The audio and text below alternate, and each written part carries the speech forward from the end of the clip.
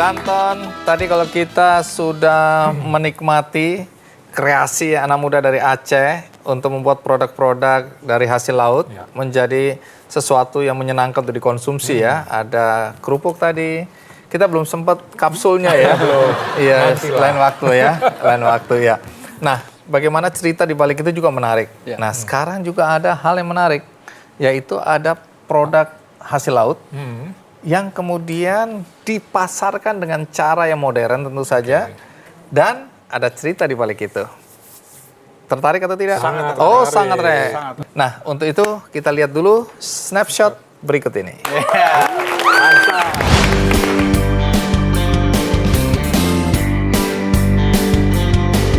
Pasarlaut.com adalah portal jual beli hasil laut dan perikanan yang menghubungkan para nelayan langsung dengan pembeli tanpa perantara.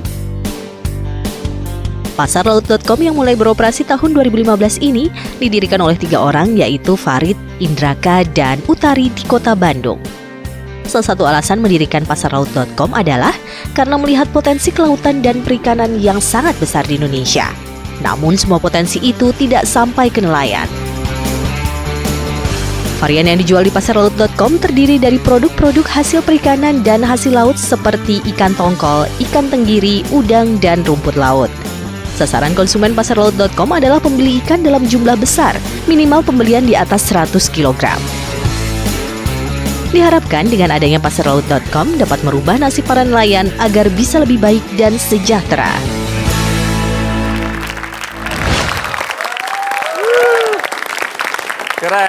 Keren. Nah, kita langsung aja ya panggil siapa di balik Pasarlaut.com. Ada Farid dan Indraka.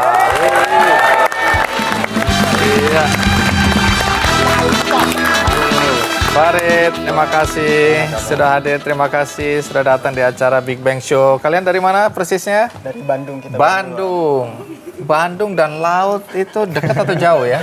Jauh. Tengah-tengah, ya. Kok bisa kalian ngurusin hasil laut padahal kalian ada di Bandung? Jadi latar belakangnya ini dari Indraka dan Utari ini karena mereka tinggalnya awalnya berasal dari daerah pesisir, ngelihat keseharian nelayan menjual ikannya dan kondisi perekonomian mereka yang kurang sejahtera, akhirnya kita mikir kok potensi sebesar ini, kita nomor 1 ekspor di ASEAN, nilai ekonomi laut kita 1 triliun US dollar, tapi kok nelayannya cuma kurang sejahtera, bahkan upah per bulannya itu cuma 1,1 juta per bulan per nelayan, dan dalam 10 tahun terakhir jumlah nelayan itu berkurang 50%. Jadi cuma tinggal 800.000 aja rumah tangga nelayan di Indonesia. Baik, tapi latar belakang pendidikan kalian apa ini? Kita manajemen bisnis. Manajemen bisnis. Manajemen bisnis semuanya.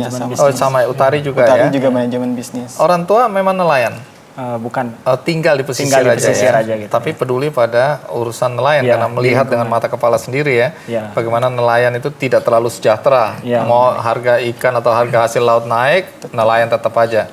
Yang diuntungkan adalah pedagangnya ya. Baik, sambil duduk aja ngobrolnya ya. Iya. Oke. Nah, mungkin Danton, apa yang menarik dari Pasarlaut.com ini? Artinya ini kalian klaim sebagai yang pertama ya di Indonesia ya. Nah, ini sebenarnya saya melihat ada satu tantangan mungkin ketika harus berkomunikasi dengan para nelayan, kelompok nelayan untuk meyakinkan bertransaksi melalui marketplace model seperti ini kan pasti ya ada masalah.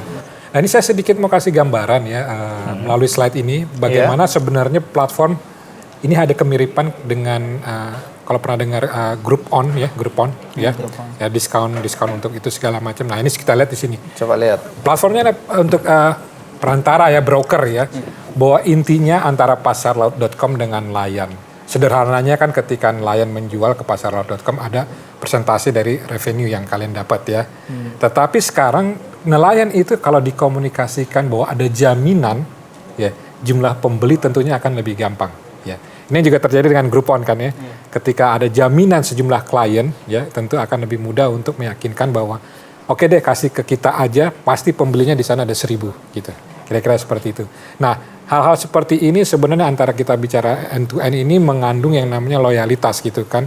Kita membangun supaya nelayan loyal memberikan menjual produknya ke kita, dan juga pembeli-pembeli di sini juga loyal mengambil dari Pasarlaut.com. Nah, ini kira-kira platform untuk brokerage seperti ini ya, kira-kira yang digambaran ujung-ujungnya adalah loyalitas gitu, membangun loyalitas. Tapi apa keuntungan nelayan dengan adanya platform pasarlaut.com? Boleh diperagakan nggak ya? Oh, boleh. Nah, coba kita lihat di sini.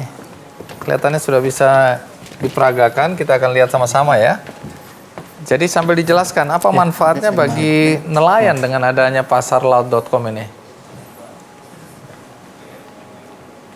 Ya, jadi ini portal tampilan dari pasarlaut.com. Di sini udah ada 86 lebih ikan laut, jenis ikan laut. Oke, termasuk kepiting apa semua itu? Kepiting, ikan tongkol. Ya, jadi di sini kita tampilkan ikan-ikannya, berapa stoknya, terus juga ikan ini bisa dikemas dengan cara apa aja, pengiriman yang tersedia itu apa aja. Jadi pembeli buyer yang membeli dalam skala besar itu dia tahu, oh ternyata dia bisa sesuai sama spesifikasi yang saya perlukan. Gitu. Dengan jumlahnya juga dengan ya? Jumlahnya. Kemampuan untuk mensuplai? Iya, dengan jumlah stoknya hari itu berapa. Jadi ini setiap hari kita update. Oh, setiap hari diupdate ya? Update. Nah, kemudian siapa sekarang ini yang beli melalui pasarlaut.com? Jadi kebanyakan eksportir, perusahaan pengolahan atau restoran-restoran yang membeli dalam skala besar. Itu yang pesan ke kita, kebanyakan seperti itu.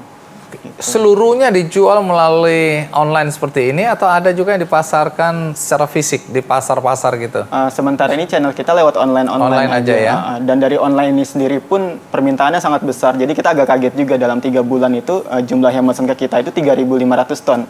3.500 ton? Ya. Tapi yang jadi masalah itu koperasi yang kita udah kerjasamain cuma bisa supply 100 ton aja. Jadi antara permintaan atau demand itu lebih tinggi ya daripada supply ya? Gitu. Oke, jadi potensinya masih besar Masih dong besar ini sekali. ya? Pertanyaan saya gimana men-sustain ya? Supaya berkelanjutan. Nah, Ya. strategi seperti Jadi di sini ada cara unik yang kita terapkan di koperasi-koperasi perikanan. Jadi koperasi perikanan yang jadi mitra kita bikinkan apps yang namanya ETPI. Jadi ini versi digital dari tempat pelelangan ikan. Tempat pelelangan ikan. Jadi mereka pakai aplikasi kita ini buat mengelola bisnis tempat pelelangan ikan mereka setiap hari. Jadi nelayan diajarin ini penggunaannya? Pengelola koperasinya. Pengelola koperasi kita ajarin dan dari situ mereka bisa men-track anggotanya, data-datanya. Seperti misalnya si nelayan ini dia total transaksinya berapa, dia produksi ikan apa aja, perkembangan produksinya berapa, itu semua kita berikan ke koperasi gratis. Dari situ kita supaya bisa tahu data realnya ya. Data realnya dari ikan apa yang masih tersedia, jumlahnya berapa. Jumlahnya berapa sampai harga terakhir hari itu kita bisa dapat harga real time dan itu yang nggak dimiliki sama kompetitor lain. Walaupun tapi kan besok ditiru bisa. Saya udah mulai mau niru nih. Terima kasih. Iya. Saya terutama jualan ikan asin. Ikan ayam, ikan tempe, ikan hiung. Oh itu kalau di Jawa, iwa semua. Ya, sama pendekatannya sih, lebih ke pendekatan. Nggak mudah ya, karena nelayan itu keras loh kehidupan mereka. Dan mereka nggak percaya sama orang luar biasanya ya. Ya, jadi itu urusannya si Indraka ini. Jadi buat deketin nelayan. Iya, jadi ada tips and triknya. Sunda dong ya. Daka mungkin bisa. Bahasa Pantura mungkin. Oh bahasa Pantura ya, sambil joget-joget berarti. Ya waktu itu pernah ada cerita juga awal waktu masuk itu emang sulit. Jadi di sana itu kayak mereka belum teredukasi masalah ngerti untuk input ini mereka nggak mau banget gitu. Akhirnya sampai kita ningkatin emotional bonding kita dari saya sendiri ikut ngelaut sama nelayannya. Lalu kita gather feedback apa aja dan akhirnya dari ITP ini kita buat ini sesuai dari kebutuhan koperasi itu gitu. Jadi beda mungkin kalau misalnya sistem kasir-kasir di supermarket itu mungkin udah standar, sedangkan ini mungkin kita sesuaikan dengan kondisi pesisir yang beda. Contohnya kemarin di Lampulo Aceh itu beda kayak gimana sistemnya, terus kalau di Indramayu beda lagi kayak gitu. Karena kalian turun ke lapangan langsung ya, bukan cuma bikin aplikasinya, silakan gabung, habis itu nggak tanggung jawab. Ikan dikirim ternyata udah busuk ya. Nelayan juga mendapatkan keuntungan dari apa yang kalian lakukan. Baik, dampak yang paling terasa dengan adanya pasarlaut.com terhadap para nelayan di pesisir ini apa? Atau di Aceh dimanapun juga yang tergabung? Pertama tadi dari demand-nya sangat tinggi itu. Jadi ketika kita buka data mereka sampai kewalahan juga melayani pembelian. Nah, dan yang jadi problem mereka benar, jadi ikan-ikan yang dari mereka itu kualitasnya belum bisa memenuhi standar dari si buyer. Maka tadi dari semua potensi ikan yang ada di koperasi nelayan itu, cuma beberapa aja yang bisa ditransaksikan. Kalian melakukan edukasi nggak kepada nelayan? Iya, sambil perlahan kita juga memberikan edukasi ke nelayan, mulai dari cara penangkapan ikan yang sustainable, terus juga gimana pengolahan ikan yang kualitas sesuai dengan buyer. Kita perlahan mulai memberikan itu karena kita bisa membuktikan permintaan dari buyer itu memang harus seperti itu gitu ke nelayan. Saya mau tanya terakhir nih, ini bisnis kalian terkait dengan visi kebaharian Indonesia, itu gimana? Jadi emang kita kenapa bikin bisnis ini juga ingin mendukung Indonesia menjadi poros maritim dunia. Jadi kalau kita ngelihat polanya, Cina negara manufacturing, dia bisa bikin Alibaba gitu. Terus Thailand negara pariwisata, dia bisa punya Agoda. Nah, Indonesia negara kepulauan, mereka punya kita gitu. Jadi Terima kasih udah bisa kesini lagi ya.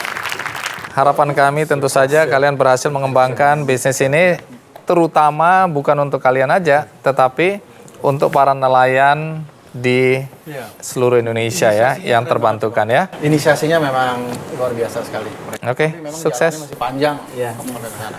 Panjang dan terjal, tapi kalian sudah mulai dan sudah terlihat sebenarnya bentuk dan suksesnya udah kelihatan ya. Kita berikan sekali lagi tepuk tangan yang meriah. Ya, sukses. Nah, di segmen inovasi, satu segmen terakhir juga ada cerita tentang seorang anak muda yang menemukan satu aplikasi untuk memberikan pakan terhadap ikan-ikan di tambak supaya tidak kelebihan makan, juga tidak salah memberikannya pada waktu yang tidak tepat. Aplikasi apa ini dan apa manfaatnya? Kita break dulu. Do more, do good, big bang.